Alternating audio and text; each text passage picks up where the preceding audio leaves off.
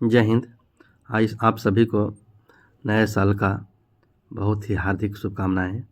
आपका नया साल नए आगाज़ लेकर आया है। आप सभी को नए साल की बहुत बहुत बधाइयाँ। क्लास 9th का चैप्टर 6 देखते हैं हम लोग, साइंस का। क्वेश्चन 1, पौधे में सबसे लंबी कोशिका कौन होती है? डी, रेशे। कॉर्क के किसके जमाव के कारण अतिरिक्त सुरक्षा उत्पन्न होती है? सुबेरिन के कारण होती है। वाहिनी एवं सखी कोशिकाएं किसके जाइलम एवं फ्लोएम में पाई जाती है? आंसर होगा डी, एंजियोस्पर्म। निम्न में कौन विकल्प अंतर्वेशी उत्तक के लिए सही है? इसका आंसर है डी, घास के पर्व के ऊपर पाए जाते हैं, मिट्टी के पौधे के ऊपर, पर्व के ऊपर पाए जाते हैं, बाद में अस्थायी उत्तक होते हैं। आधार विभोजन नहीं है, दी अंतर्वेशी। पाइप में डैश स्थल अस्थायी उत्तक के प्रकार नहीं है। आंसर होगा डी, ग्राउंड मेरिस्टेम। निम्न में कौन विकल्प मृदुतक के लिए सही है? आंसर है डी, इनमें से सभी। प्रोजेकाइमा के सहारा से, एपिडर्मिस के और एपियोडर्मिस के प्रकाश संश्लेषण से, इनमें सभी। डैश काफ़ी मोटे दीवार वाले मृत कोशिका से बना होता है। ए होगा दृढ़ तंतु। शरीर का बाहरी और भीतरी का रक्षक आवरण बनाते हैं। आंसर होगा बी, एपिथेलियम ऊतक। ट्रैकिया अंडवाहिनी में पाए जाने वाले ऊतक हैं। बी आंसर होगा। पक्षमल एपिलिथियम जो होते हैं वो ट्रैकिया अंडवाहिनी में पाए जाते हैं। मृदुतक की कोशिकाओं के बीच पाए जाते हैं। ए होगा अंतरकोशिकीय स्थान। जिस मृदुतक की कोशिकाएं में हरित लौह पाया जाता है उसे कहते हैं। बी, क्लोरोकाइमा। मूंगफली और बादाम के छिलके में पाए जाते हैं। इसका आंसर होगा सी, एस्केलेरिडिड्स। नेक्स्ट क्वेश्चन, कॉर्क कोशिकाओं में पाया जाता है। बी आंसर होगा सुबरिन में। ट्रैकिड्स पाए जाते हैं। ए होगा जाइलम में। पौधे की लंबाई किस ऊतक द्वारा बढ़ती है? आंसर होगा बी, शीर्षस्थ विभोजक ऊतक द्वारा बढ़ती है। जो पौधे की लंबाई जो होती है वो शीर्षस्थ विभोजक ऊतक द्वारा बढ़ती है। नेक्स्ट क्वेश्चन, मृदु ऊतक एक प्रकार का, आंसर है ए, सरल ऊतक है। जीवित कोशिकाएं पाई जाती है। आंसर है सी, मृदु ऊतक और स्थूल कोण ऊतक दोनों के द्वारा जो कोशिकाएं पाई जाती है, सी होगा। विभाजन की क्षमता होती है। इसका आंसर होगा ए, विभोजक कोशिकाओं में विभाजन की क्षमता होती है। किन कोशिकाओं की भित्ति लिंगिन के कारण मोटी हो जाती है?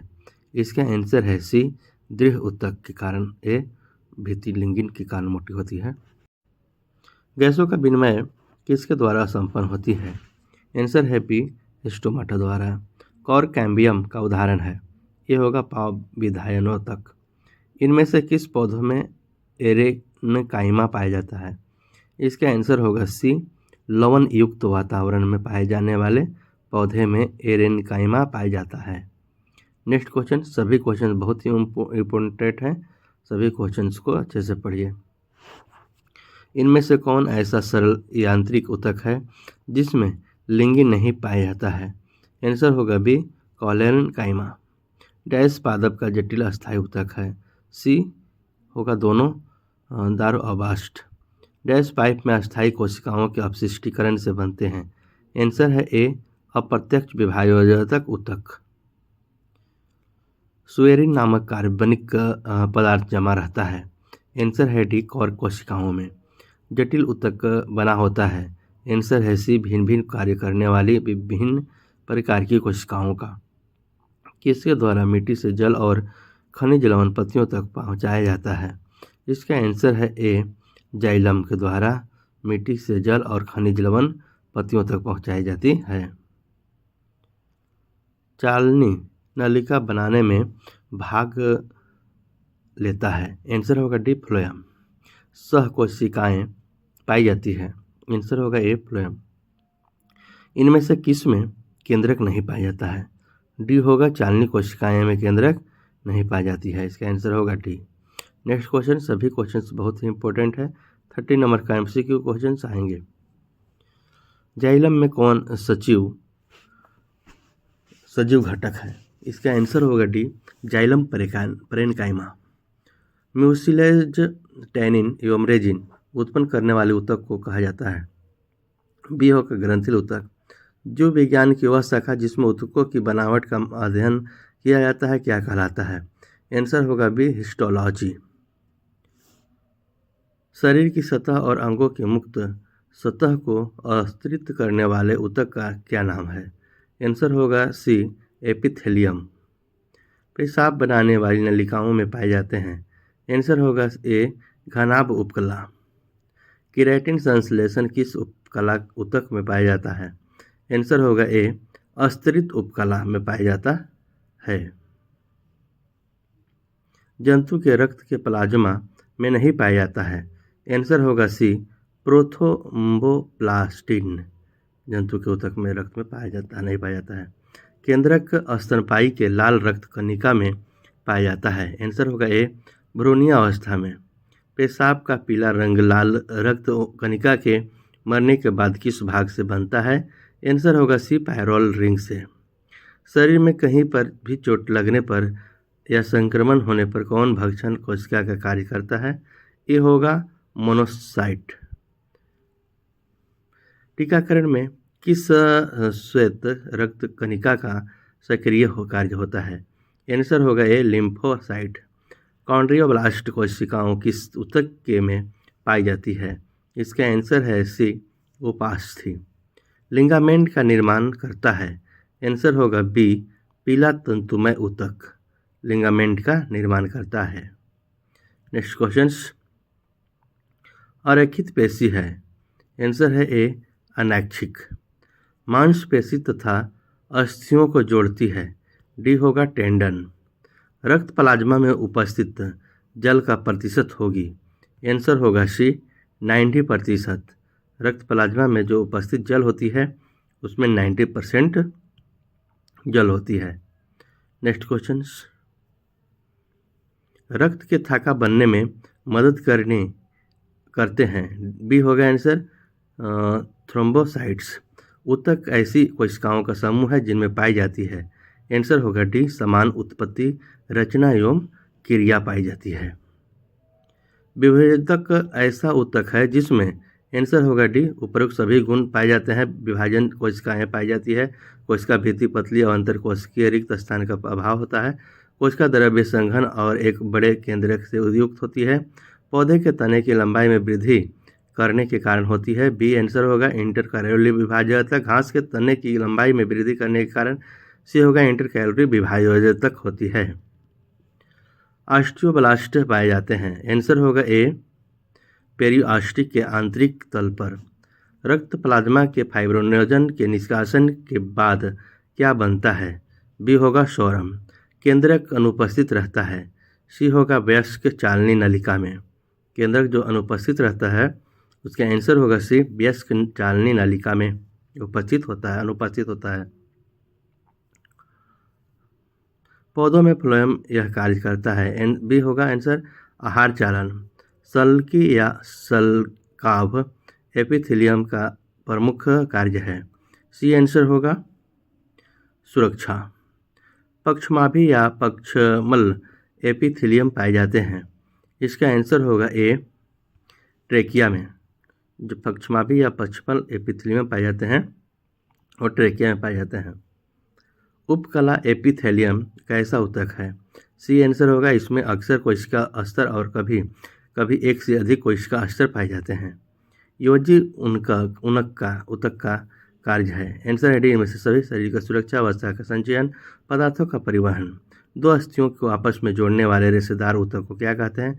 आंसर होगा डी, लिगामेंट कहते हैं। अस्थि है। बी आंसर होगा, संयोजी ऊतक। फाइब्रोब्लास्ट कोशिकाएं पाई जाती है। आंसर है सी, एरियोलर ऊतक में। आर्योक्नास्ट कोशिकाएं पाई जाती है। डी होगा आंसर इसका, अस्थि में। निम्नलिखित में से किस प्रकार के ऊतक के अधिक मात्रा में एकत्र होने से शरीर मोटा हो जाता है? इसका आंसर होगा ए, एडिपोज ऊतक। श्वेत रेशेदार ऊतक का निर्माण किस में पाया जाता है? आंसर होगा ए, कोलेजन में। निम्नलिखित में से कौन कोशिकीय पाई जाती है? आंसर है डी, कॉन्ड्रियोसाइट्स उपस्थिति में कोशिका पाई जाती है। शिथिल संयोजी ऊतक में पाया जाता है। आंसर होगा डी, सभी माइक्रोपेज, प्लाज्मा कोशिका और मास्क कोशिका पाई जाती है, सभी पाई जाती है। पादप के दारू जाइलम ऊतक के प्रकार नहीं है। आंसर होगा डी, चालनी नलिका। जंतु के ऊतक में भ्रूणीय बाह्य स्तर विकास कर सकता है। आंसर है डी, ए और बी, उपकला ऊतक और तंत्रिका ऊतक। भोजन का संग्रहण जंतु के किस ऊतक में होती है? आंसर है सी, पेशीय ऊतक में होती है। भोजन का जो संग्रहण होती है वो पेशीय ऊतक में होती है। डैश ऊतक फेफड़े के वायु कोष में पाया जाता है। आंसर होगा ए, पट्टी उपकला में। तंत्रिका ऊतक की इकाई है। आंसर है सी, तंत्रिका कोशिका का एआयुरेन न्यूरॉन। संवेदना का चालन शरीर के एक भाग से दूसरे भाग में होता है। बी आंसर होगा इसका, तंत्रिका ऊतक से। संवेदना का चालन जो होती है तंत्रिका ऊतक से होगी, बी आंसर होगा इसका। इनमें से कौन एक रक्त कोशिका है? आंसर होगा डी, इनमें से सभी एरिथ्रोसाइट, लिम्फोसाइट और थ्रोम्बोसाइट। हमारे शरीर की गति को कौन नियंत्रित करता है? सी होगा रेखित मांसपेशी। रेखित मांसपेशी की क्रियात्मक इकाइयों को क्या कहा जाता है? आंसर होगा बी, सार्कोमियर। सार्कोमियर कहा जाता है। एक जॉन के संदर्भ में कौन सा तथ्य सही है? इसका आंसर होगा बी, दूरगामी फ्रैगमेंट प्रकृति। मनुष्य के शरीर की सबसे लंबी कोशिका कौन है? आंसर होगा एक, तंत्रिका कोशिका। निम्न विकल्प में कौन विभाज्य ऊतक नहीं है? आंसर है डी, स्थूल कोण ऊतक विभाज्य ऊतक नहीं है। डैश पादप के सरल अस्थायी ऊतक का प्रकार नहीं है। आंसर है डी, दारू। दारू जो है पादप के सरल अस्थायी ऊतक का प्रकार नहीं है। अब देखते हैं हम लोग पेजिंग, उसके बाद एक्सरसाइज क्वेश्चन से देखेंगे। तो ऊतक क्या है?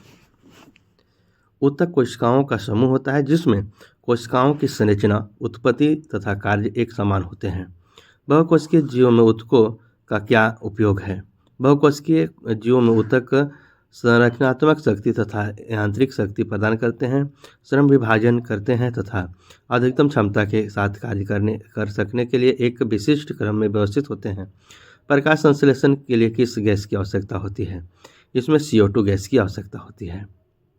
पौधों में वाष्पोत्सर्जन के कार्यों का उल्लेख करें। पत्ती को एपिडर्मिस में छोटे छोटे छिद्र होते हैं जिन्हें स्टोमेटा कहते हैं। स्टोमेटा को दो वृक्क के आकार की कोशिकाएं घेर रहती है जिन्हें रक्षी कोशिकाएं कहते हैं। ये कोशिकाएं वायुमंडल में से गैसों के आदान प्रदान के लिए आवश्यक होती है। वाष्पोत्सर्जन वाष्प के रूप में पानी निकालना की क्रिया भी स्टोमेटा के द्वारा होती है।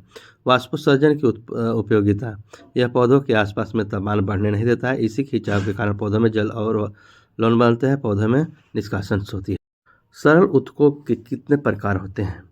सरल अस्थायी ऊतक के 3 प्रकार होते हैं, पैरेन्काइमा ऊतक, कोलेनकाइमा ऊतक और स्क्लेरेन्काइमा ऊतक। ये 3 प्रकार होते हैं। परोह का शीर्षस्थ विभाज्योतक कहाँ पाया जाता है? आंसर है परोह का शीर्षस्थ विभाज्योतक जड़ों एवं तनों में के वृद्धि वाले भाग में विद्यमान रहता है तथा वह उनकी लंबाई में वृद्धि करता है। नारियल का रेशा किस ऊतक का बना होता है? स्क्लेरेन्काइमा ऊतक का। फ्लोएम के घटक कौन कौन से हैं? फ्लोएम 5 प्रकार के घटकों, चालनी कोशिका, चालनी नलिका, सभी कोशिकाएं फ्लोएम, पैरेन्काइमा तथा फ्लोएम से मिलकर बना होता है। उस ऊतक का नाम बताएं जो हमारे शरीर में गति के लिए उत्तरदायी है।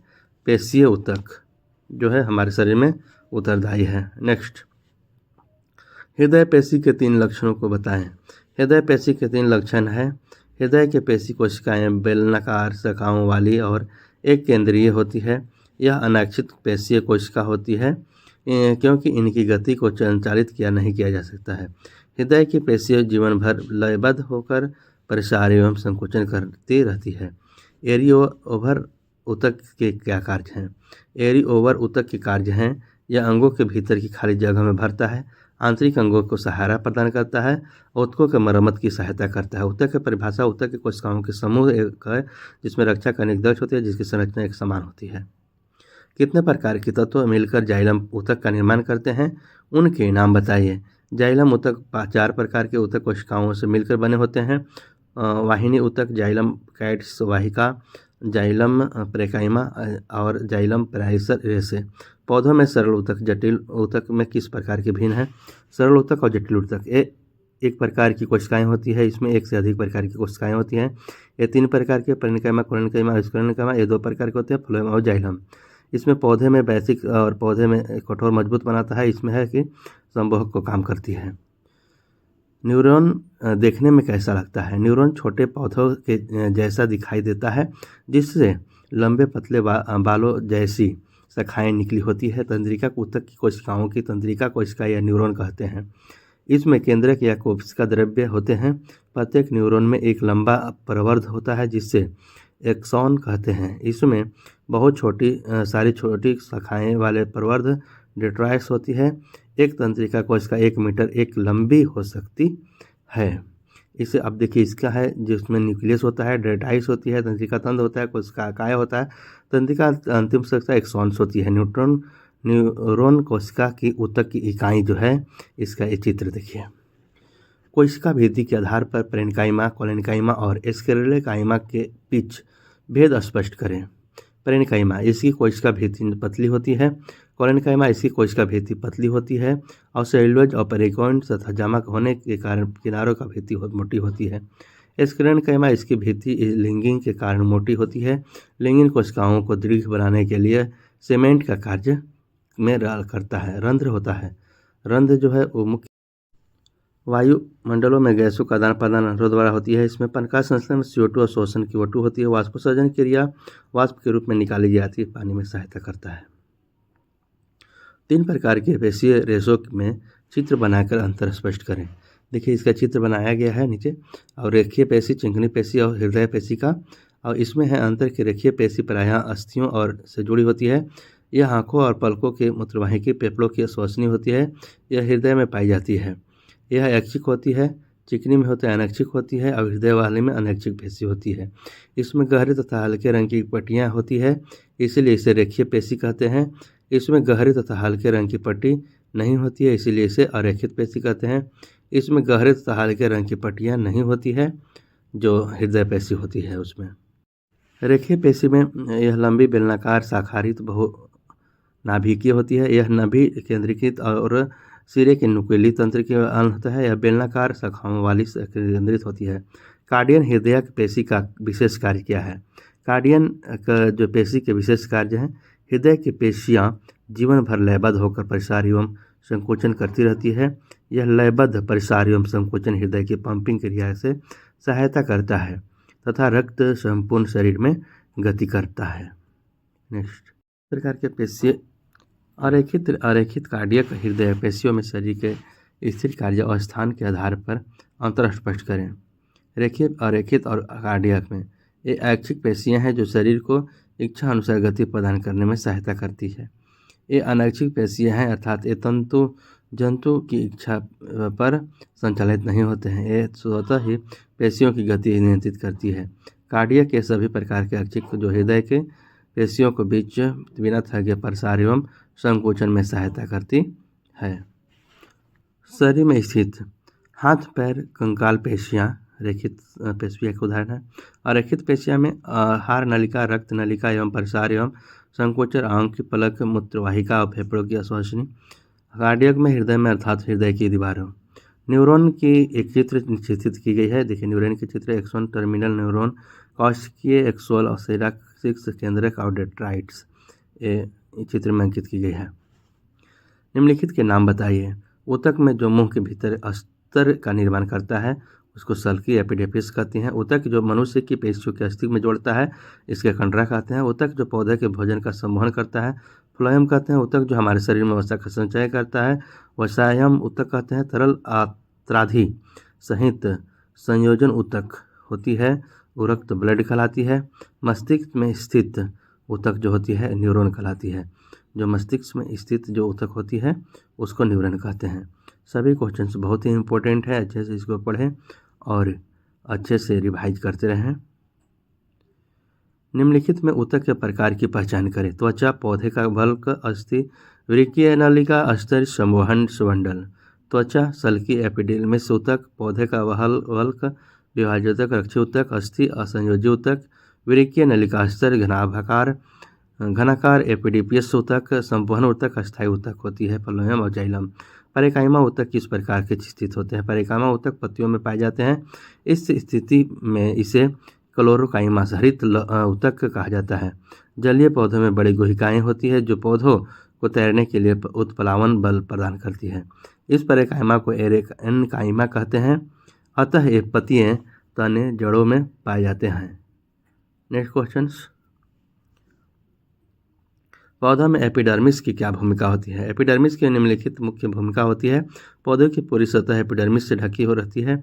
यह पौधे के सभी भागों की रक्षा करती है। एपिडर्मल कोशिकीय पौधों की बाह्य सतह पर प्रायः एक मोम जैसी जल प्रतिरोधी परत बनाती है। यह जल हानि के विरुद्ध यांत्रिक आघात तथा परजीवी कवक के प्रवेश से पौधों को रक्षा करती है। पत्ती के एपिडर्मिस में छोटे छोटे छिद्र होते हैं जिन्हें एस्टोमेटा कहते हैं। गैसों का आदान प्रदान करता है। वाष्पोत्सर्जन क्रिया का इसके द्वारा होती है। मरुस्थलीय पौधों की बाहरी सतह वाले एपिडर्मिस में क्यूरेन एवं एक जल अवरोधक रासायनिक पदार्थ होती है जो जल की अत्यधिक